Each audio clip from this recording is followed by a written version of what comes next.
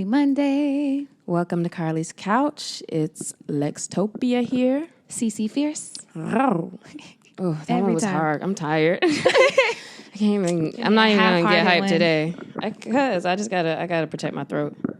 Look at you. See, I ain't had to. As soon as it left my lips, I knew. Look, there she goes again. How you doing today, Lex? Besides tired. I'm doing great. It's not actually. I'm not. It's not so much tired as I kind of got to conserve my energy. So I know I got a lot of stuff going on. So I'm kind of conserving to make sure I can make it through everything, get everything done. But I'm really excited about a lot of things, and life is pretty good right now. What about you? Real good. I woke up. It's been a heavy couple of days, but woke up feeling refreshed and grateful as always, but even more so today. So and it's nice and sunny outside and warm. I know, yeah. So it's like all of a sudden it was kind of fake winter, and now it's really bright here. So that is nice. Yeah, but it'll be like back and forth, I'm sure, through the next couple weeks. What are we talking about today? Well, today we wanted to talk about something in regards to love, or we're thinking about relationships because it's Valentine's Day this week. And so in having discussions about what we want to talk about, usually Carlie and I will try to have conversation and then just see what's going on. And so I was inquiring about her love life, which is how I kind of wanted to start this conversation, but by asking her how her and a guy that I know that she likes are doing. And then so we just kind of talk about our situations and what that looks like as far as relationships, dating. And we kind of got to this idea of, the anti-situationship, in which, we feel like we're in a good place where we really like somebody, or there's somebody we really care about, but it's not in a space that feels bad or desperate, or that you need it. You're still taking care of yourself. And we realize how you can still pace yourself in building relationships and dating in a way that doesn't have you feeling tied down to somebody. And everything still feels good, and you still have your freedom to do whatever. And so we were just kind of talking around those concepts. And so today we want to, kind of rehash through what that discussion looked like as far as an anti-situationship, and how it feels good to kind of not feel like you have to force something, or like you're waiting for something from somebody else. So I think that was kind of good. Yeah, recap. That's the whole episode. All right, guys. Thanks. Have a good one. Enjoy. I think, and when we were having this discussion, we try to think of topics and titles and things that, help and give back. And she was like, yeah, the guide to the anti-situationship. And I'm like, yo, that is so real. Because I have been in a situationship before, and I am not. And it feels mad different. It's a very healthy place that I'm in now. Whereas for me, situationships were not healthy at all. And so, what is a situationship to you? Because we can take it from there as far as... sounds like maybe starting there. Yeah, what it is and our experiences, and now how it feels different and why. Yeah, so I don't know if I have a solid definition, but I'll just describe kind of what it was. It was this person and I weren't... we liked each other in the past, but really, liked each other, vibing and kind of dating, but not really dating. But there wasn't a lot of clarity in where we were, and I often felt towards the end it was a lot more one-sided, and it started to get really unhealthy. Wasn't a lot of communication, and when it was, there was some lying and some nonsense, and I think just a lot of immaturity. So it's you care about each other, but you're not mature enough, or you don't have enough wisdom in your years to be able to communicate where you are, what your boundaries are, what you need, and ask for that. And then maybe you're too scared you won't get it, or you're scared that you will and you won't know what to do with it. Just all of these very unhealthy things, but a lot of them were unspoken at the time, which I think is probably one of the biggest things of being in a quote unquote situationship. Is it's not quite a relationship, but it's maybe a little bit more than a friendship. But there's probably a lack of communication of expectations and of what people want and need, which leads to a lot of heartache. Mm-hmm. And so I would say a situationship is when you're expressing and dealing with all of that, and you stay with that person. That's what makes it a situationship. Yeah. Essentially, that you're still around. You still, those feelings of you're kind of waiting for them to change, or you think you can make them change or help them change, or quite frankly, I think a lot of times it's when we are projecting what we want, whether it's in the relationship or out of that person, onto the situation where it doesn't really exist. And so because you're putting an expectation on something and on a person that they have not expressed or that they're not even showing you, honestly, now you are kind of self-sabotaging yourself. And so now you're in this emotional downpour of like, how can I do this? How can I change that? What can I do? And you feel like you're the one molding this whole relationship. That's how it feels. To piggyback off some of the things you're saying and like tie it into like my feelings about it. It's like when you like somebody and you care about someone and yet it doesn't feel good and you're just still there. Yeah. And I felt, let me not speak for anybody else but myself, but I felt like, because we had like this great connection, we had talked about all these things that we did want, to happen in our relationship in the future, very future tense. But then we got caught in this whole thing where it's like, oh, I'm not ready. And I'm like, okay, well, what can I do to show you that you are ready or that I'm the person for you? And like, that is so unhealthy. Have you ever heard of the term future faking? It changed everything when I saw that as a term that future faking. Natalie Lue, Lue, she's from the UK. She has the baggage reclaiming. We mentioned that before, right? But in her blogs and her podcast, she would talk about future faking in one of the earlier episodes that I remember listening to. And I was like, oh, snap. That's usually what it feels like when you meet somebody and it feels like they're like, oh, man, like we're going to do this and we're going to do that and like let's do this. And it seems like they're faking you into feeling like, yeah, like you want to be with me and you want to do all these things. Although we really, like, you don't really even all the way know them maybe yet or whatever else. And so that future faking is kind of what makes later, it's like, yo, am I crazy? Because I thought, we were in the same place. But then when it really comes down to decisions being made or, those choices or when they it feels like, oh, man, they're distancing themselves and it leaves you confused. But then I thought about it, it's like, oh, that with future faking, that's one of those things now after kind of just thinking about it that way, it's like, okay, you can identify when you meet somebody, usually they're trying to find like a quick connection and like, you want to connect and you want to have conversation that feels good. So yeah, it's going to feel good.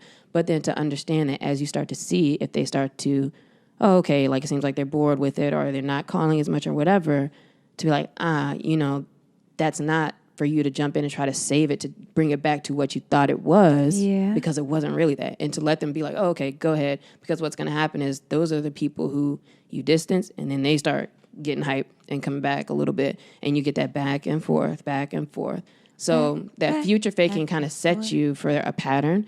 And if you can kind of start to notice it, or if you remember and keep yourself grounded to not take anything for too much when you first talk to somebody, right? Like, man, people change. Like, it could be, somebody a year later, everything seems different, and that's fine. Like, people change or whatever. But, like, what you see, don't say, oh, this is the one because he said, oh, man, girl, like, my last name would sound good with you. And now you're messed up for the next 4 years because you can't understand, why would he say that to me? And he didn't mean it. But, yeah, that's future faking. And I think part of this whole, when you're in a healthy place and when you're dating, you don't stick to everything. Like, it doesn't have to be that deep. Yeah. I mean, and even if it is, you kind of let it roll. Like, you just know that there's like ebbs and flows in life. And like, so, you don't hear from them the next week, then it's like, okay, I guess. Or you reach out and it's not like, man, he ain't text me back. Like, forget him. Like, I'm done or whatever. It's like, no, like you can call that person and it's not in your chest. Like, cause you have a relationship and a friendship and something established. Or if you don't, you call them. And you might be want to be like, hey, what's up? How are you? But you can come to them from a place of, hey, how are you? I haven't heard from you in a while. I miss talking to you. Versus, dang, you ain't going to call me, or from a certain way. But even in doing that, you call them and they don't answer. Then you stop calling them. Like, yeah, I feel that's it. That's such a healthy space. Like, and it feels good to be in there. Because I remember when it used to be like, oh man, he ain't called, and I start like questioning myself, and that's kind of you start looking at their tweets and like, damn, well, he out here like social talking media, exactly. Stuff. But then not to me. You start questioning yourself, like, well, dang, is it something that I did? Like, maybe I'm not enough. And I feel like the onus so often, like, people own, but like, you're not that person's whole world, and you kind of have to take yourself off that pedestal. Like, you don't make or break that person, and so taking that off and not letting them do the same thing to you, like them not being romantically interested in you or being interested and then pulling back, doesn't make you any less of a person. That's just not your person, or not one of your people, or however. Yeah, and that's a good point too, that it is a lot of times on our side ego driven when you're upset about somebody not being all about you or showing you whatever particular attention. Consider that sometimes you're also the same type of person that you may attract if you're having this a lot, which I would actually say, looking back, I have been. Like, I personally feel if you are always with people who are emotionally unavailable or who always are playing that game, it takes two to be in a situationship, and it takes two people to be ambiguous. So that means that you have not said, hey, I would like to do this, and then made your move off of that.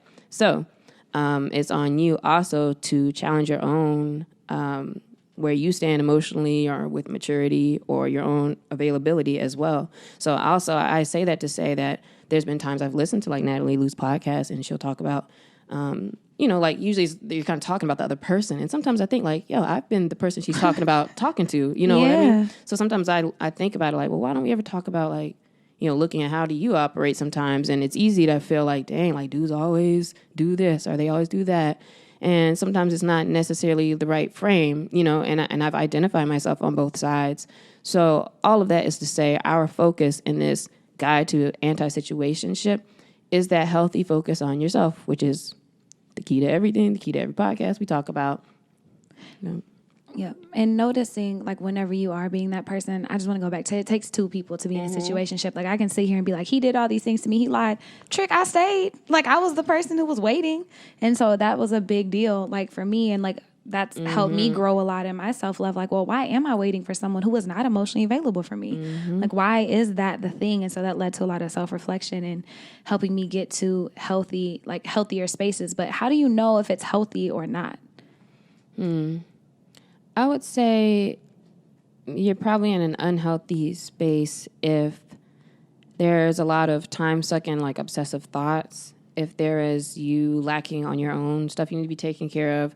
I'm trying to think back, like, with myself. Like, anytime I'd been, like, super, like, trying to make this happen a certain way or go after this person or why don't they call me every day or whatever, I wasn't popping off on my, like, getting as much work done as I should, I remember I had final exams and I drove up to see this guy instead of I didn't even take my final exam in a grad school class. Like, for what? Like that, stuff like that is just like ridiculous. But it's all of a sudden, I think when an outside force, this outside person or whoever, is taking up more of your space in your life than you are.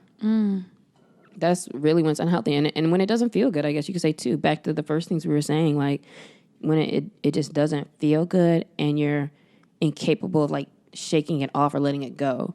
Because you may be like, all right, man, forget him. Like, I'm not going to call him. But then still, like, it's hard. Like, you'll still think about it and, maybe you go back and forth with kind of reaching out. Or if they reach out the right way, hit you with that future text, it's like, dang, you fall back in.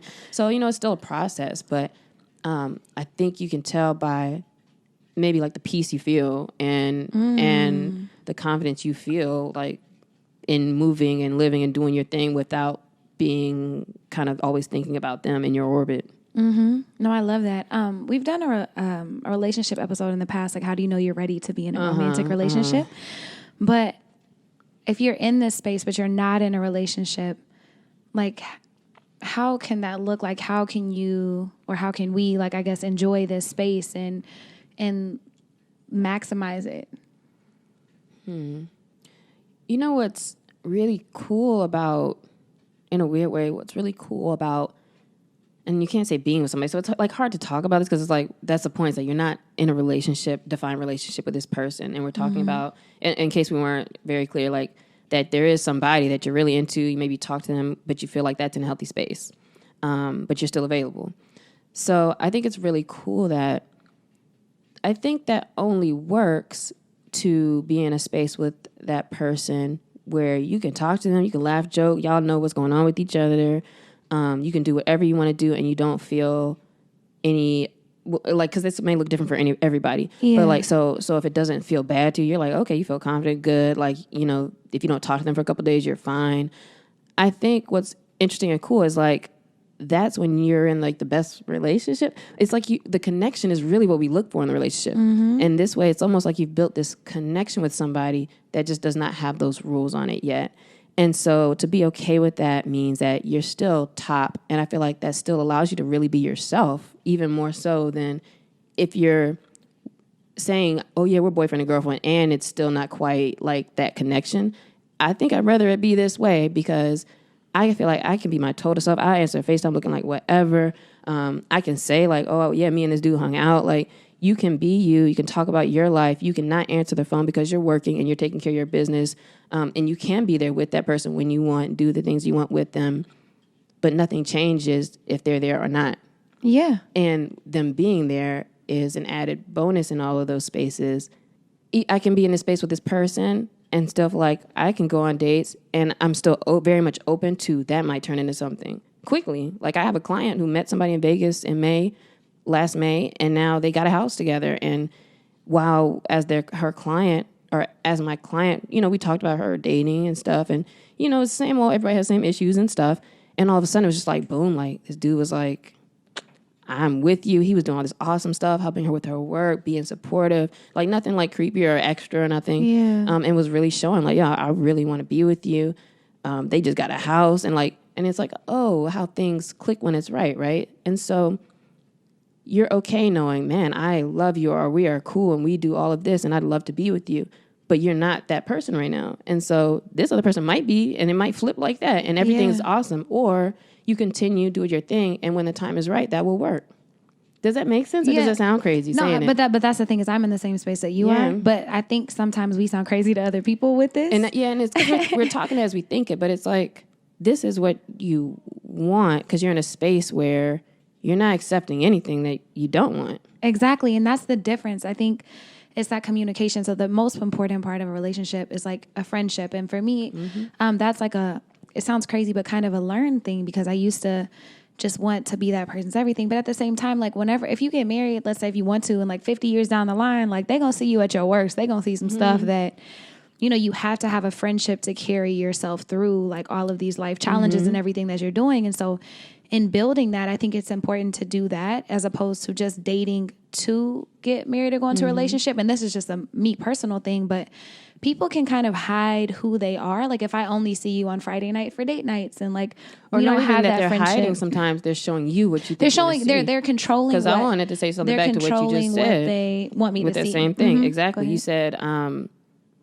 You said they're gonna see some stuff. No, you said I want to be your everything, and I think that's where that's where you get your issue, because by you dating to be somebody's everything, there's no you growing into the big, I'm big dog Lex. Like, who am I supposed to be? You know what I mean? Yeah. And so now, as you go and move forward, like what is it getting out of you? You are not there. You have become a character for them type thing, and so you're kind of missing out on the flair of even again being yourself, which I think is that biggest thing about being with the right person, or not being with a person because maybe that one aspect isn't right, but now I have the freedom to figure it out with whoever I need to. So it's not about trying to be anybody's anything. When it works out well and it's healthy, it's like we work together because we can both be ourselves and everything's popping. And it just happens. And that's the thing, is like you're building this relationship, and that's really important.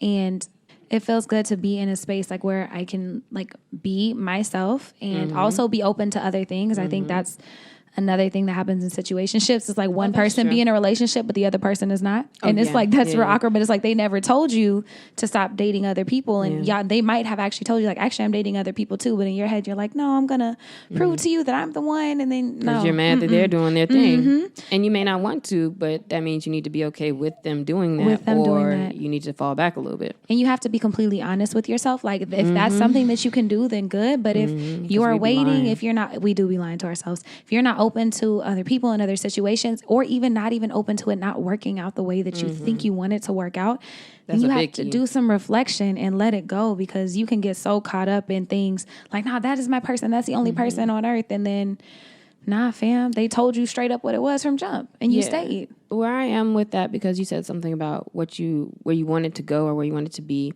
And I found that I look at things now more so because of some of our last episodes as, what's the intentions and what's the goals. And so for me, I can have a goal where I can say, man, my goal is I'd love for us to be together in whatever type of relationship, married or whatever it is. But that's not what I'm operating with you from, versus my intention is to wake up every day and see you with fresh eyes and let you be you and love and respect you, right? And so to think about that way every day, that makes it so Lex easy. over here writing vows. That's what it sounds like, right? But it makes it so easy, because it's like that's all I need to do every day is just let you be yourself, and it's fine. We're cool. That's one of the most healthy things, is just letting people be themselves, like taking off your stories and your expectations and this box that you try to put them in, or this pedestal that you have them on, and just letting them be themselves. Like that is true love, in my opinion, is to let people show up the way that they show up and trust them to do the things that they need to do for themselves and to love themselves and to experience life however they experience it, and you just loving them while they're doing that. You're in a space where it's not so much neediness, it's not the clinginess, and I think those are the things that come from you projecting this end goal of what you want out of this thing or out of this person. But also, I mean, as you can hear from us, kind of, we may not have quite sold you on it, but there's a lot of positives, I think, from being in this space. Yeah, and regardless of like where you are, like if any type of like not in a relationshipness, like I think there's a lot of benefits in just having that time for yourself. So one is like freedom, like being able to move and like, man, I want to go to China tomorrow. Bet. Okay, buy a ticket, like do whatever you need to do. And there's not anybody to like report to think about. You're not making moves like, oh, if I do this, what will they think? Like you're just kind of just free to do whatever you want to do regardless. Yeah, you don't necessarily need a cosign per se. And I would also say that in that same line, you can explore other people and other situations as well. So if you feel comfortable with dating people, and I'm not even saying it like, oh, I'm going to put 10 dates on my calendar this week because we're not together. Like, not necessarily like that, but, you know, maybe you bump into somebody and you talk to them and you're like, oh, this was a good convo. And when they ask you, hey, do you want to, you know, go out sometime? You know how sometimes you're like, you feel bad, like kind of, you're like, dang, like I kind of, you know, I like this guy, really, you know, kind of want that to be a thing, but sometimes it's like, but you know, that we had a cool conversation, all right, you know, like, sure, let's go out, and so just being open, I think, to it. Again, not trying to do that whole, it's a difference when you trying to be out or show somebody else tattoo arm in your story, and you trying to be that person to like lead them on or get a reaction again, which is. What are your intentions? The situationship, right? Manage your motivations to it. But yeah, like, girl or guy, like, do your thing. That ain't your girl. And I mean, and that's real. And that's real. And I think this is important to talk about because a lot of the people in my life are in this space or have been in this space, and we've all like ebbed and flowed in and out of situationships and relationships and all this. And I think the healthiest part is like getting to this space where you are comfortable with who you are and how you are, and then being able to share that and build with people. So being honest with, you know, yourself about what your needs and wants and expectations are, and being vulnerable with other people, like even in these situations, like, you know, like, hey dog, you kind of hurt my feelings with that, and having a conversation. Who are you talking to in this case? You and the person that you're in that anti-situationship with? Yes. Yeah. Okay. So like talking to them and being like, hey, like, you can say what you want to say, because if they want to go, all right, cool. Yeah. I mean, and it sucks. It's like, oh man, but like at the same time, okay, like it is what it is. And it's also, again, isn't us trying to say like be disrespectful or be extra, because that's not what it is either.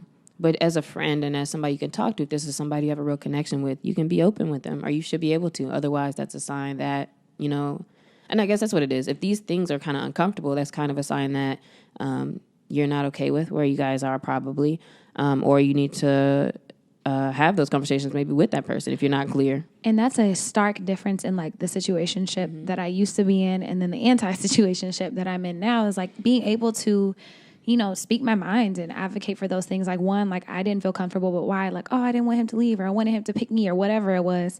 But now it's like, I don't care. Like we're friends. Like we can have this conversation, and it just is. I agree with that. You get to be yourself, show them who you really are, which is good, because that sets you up for actual growth in your life, versus a lot of times when, like we said before, you kind of are the person you think they want to be with, or, you know, you do things a certain way for them.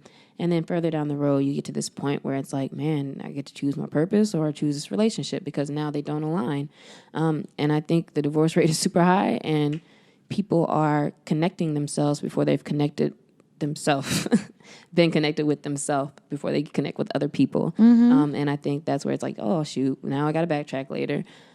So I think this whole self-discovery journal and journey and understanding your authentic self is the biggest key in this, and that you should practice that. I think that's actually a actionable thing, is practice responding how you really feel or what you really think in certain situations, instead of if when you're talking, you're constantly trying to filter a certain way.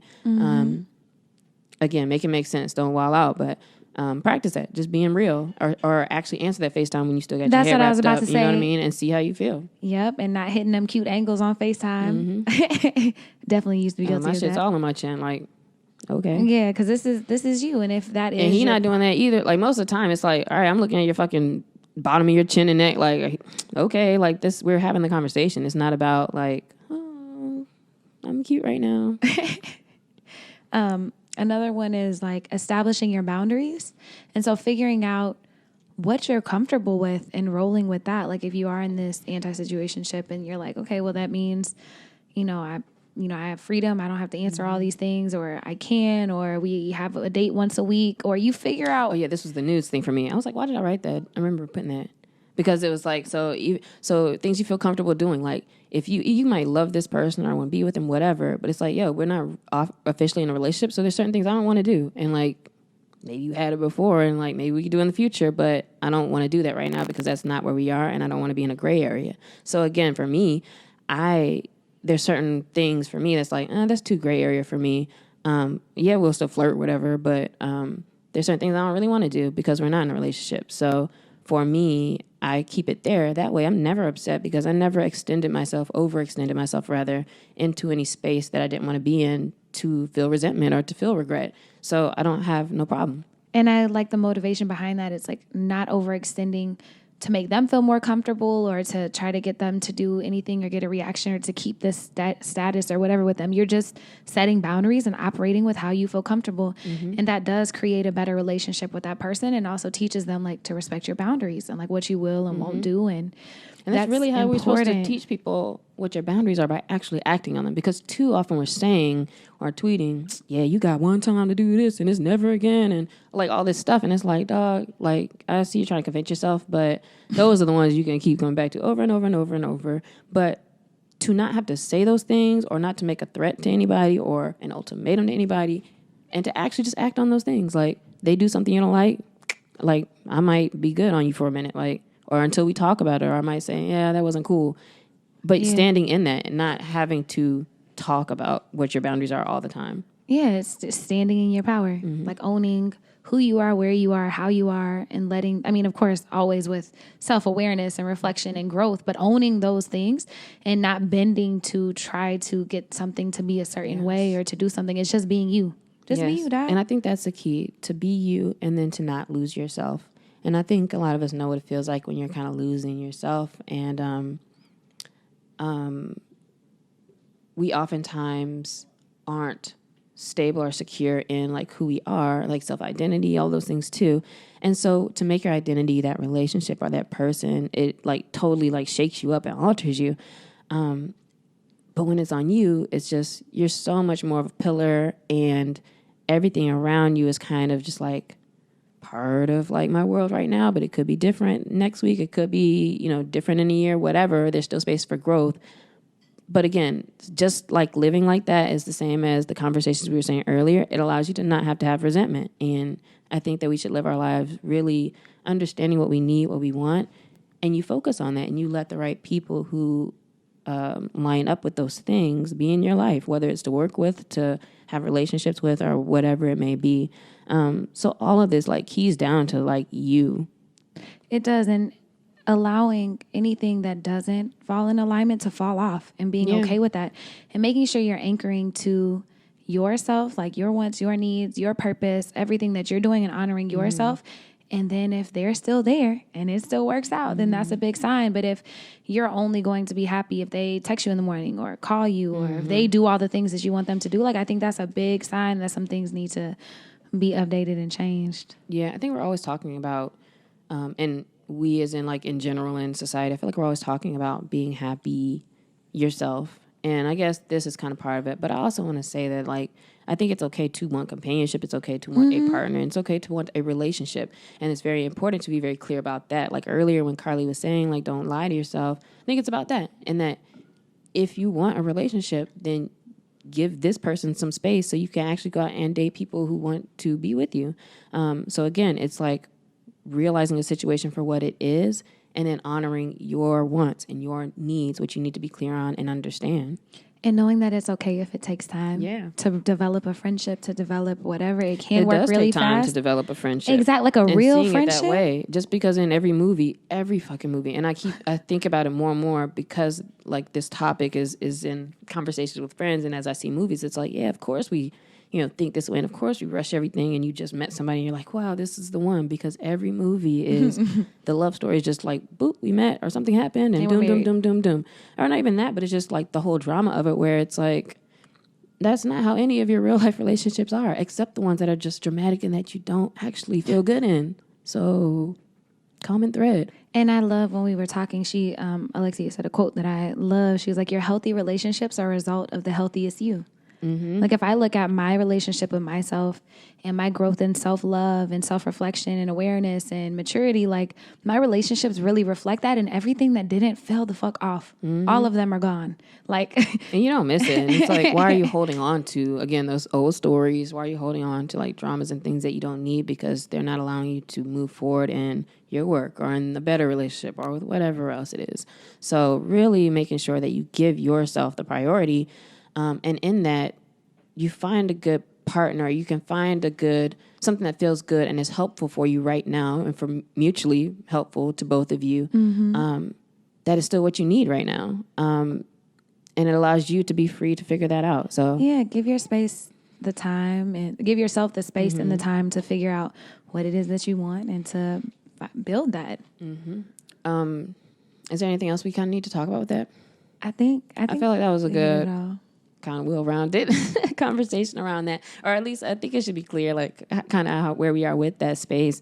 And I would encourage all of you to examine yourself and your relationship with yourself, regardless again of if you're married, single, or whatever, but just kind of examine your space in that, and examine the things that trigger you about your relationships or other people, or notice how you change with certain people or other people, and just be aware of those things and start to think about how, what if I was really myself, or how can I be more myself to make things a better fit? And how can your partner or partners or whoever find you if you're not being yourself? Like also that's a thing. Like how will they know? How will they see you if you are not being you? We want somebody so bad that we turn into something else. Like that doesn't make sense. But then we're not. That's wanting that end goal more than you want to, live the life you're supposed to live. And I think it's that change in priority.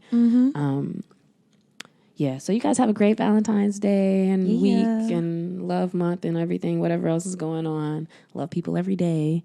Love. Yeah. So happy Valentine's Day from the couch.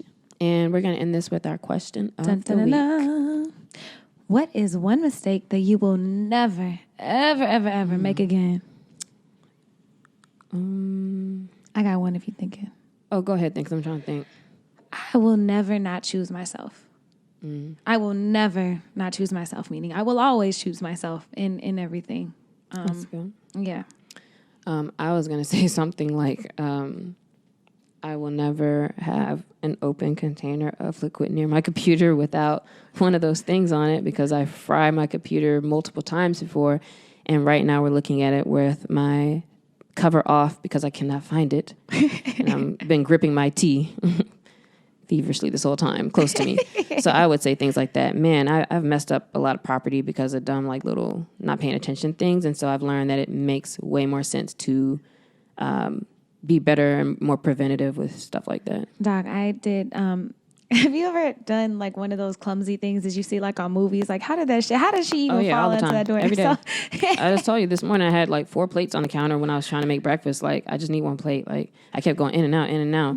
And so sometimes when you're just doing too much all over the place, like I know that's how I am. And so I got to make sure like things are in order. I had one the other day. I was like walking out of a door with a cup of coffee and I had my backpack on, like little door, and I'm like walking. No, I walked into the door. I tried to grab it and it hit it. And so it was this glass door. My coffee shot up and then the whole cup, like everything just was going down the door. And it was a lot, but it's just sloppy as hell. It was like 8:30 in the morning. Like, get your life together, Carlie. Yeah, it'd be like that. Man. We just got to slow down sometimes. Yeah. We appreciate you listening, and we will see you again next week. Bye.